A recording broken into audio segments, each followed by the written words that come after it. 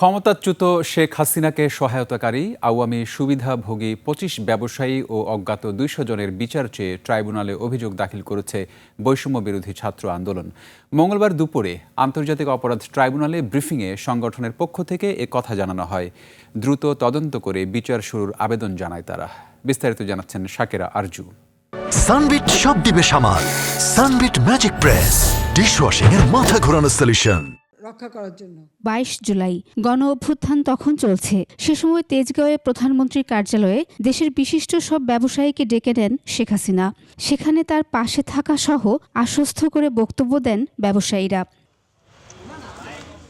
মঙ্গলবার দুপুরে আওয়ামী লীগের পৃষ্ঠপোষক সেই ব্যবসায়ীদের তালিকা করে আন্তর্জাতিক অপরাধ ট্রাইব্যুনালে অভিযোগ দেয় বৈষম্য বিরোধী ছাত্র আন্দোলন।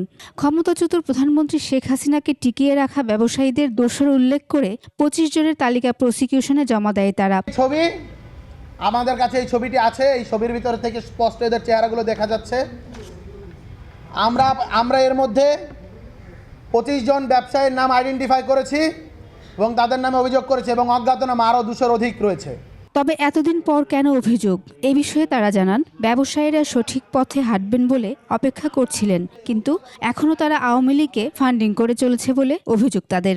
আমরা রাষ্ট্র পুনর্গঠনের দিকে মনোযোগী ছিলাম। আমরা চেয়েছিলাম সকল ভুল ভ্রান্তি হাসিনার পলায়নের মধ্য দিয়ে এই আওয়ামী ফ্যাসিস্ট, আওয়ামী এনেবেলার সহ গোটা বাংলাদেশের যেখানে যেখানে আওয়ামী ফ্যাসিবাদের রন্ধ্র জড়িয়ে রয়েছে সেগুলো পলায়ন করেছে। কিন্তু দুঃখের সাথে বলতে হয় এগুলো আসলে মোটেও পলায়ন করিনি, বরঞ্চ ঘাপটি মেরে বসে আছে। সুযোগ পেলেই তারা মাথাচাড়া দিয়ে ওঠে। এক প্রশ্নের জবাবে বৈষম্য বিরোধী ছাত্র আন্দোলনের সভাপতি জানান তাদের এই অভিযোগ নির্বাচনকে বাধাগ্রস্ত করবে না। ওই বৈঠকে তারা দ্রুত অভিযোগটি যাচাই বাছাই করে তদন্ত সংস্থায় পাঠানো হবে বলে জানায় প্রসিকিউশন।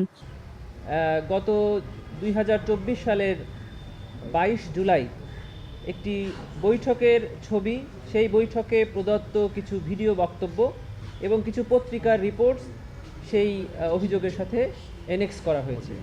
আমরা এটিকে ঠিক কিছুক্ষণ আগেই গ্রহণ করলাম। আমরা এটিকে পর্যালোচনা করব এবং খুব শীঘ্রই অতি অল্প সময়ের মধ্যে আমরা এটা তদন্তকারী সংস্থার কাছে প্রেরণ করব তদন্তের জন্য। এদিকে টিএফআই সেলে গুমের মামলায় সেনা কর্মকর্তা জাহাঙ্গীর আলমের জামিন শুনানি কাল নির্ধারণ করেছে ট্রাইব্যুনাল। এছাড়াও টিএফআই সেল পরিদর্শন করতে চেয়ে সেনা সদস্যদের আবেদনের শুনানি হবে কাল। শাকেরা আরজু, ২১ টেলিভিশন, ঢাকা।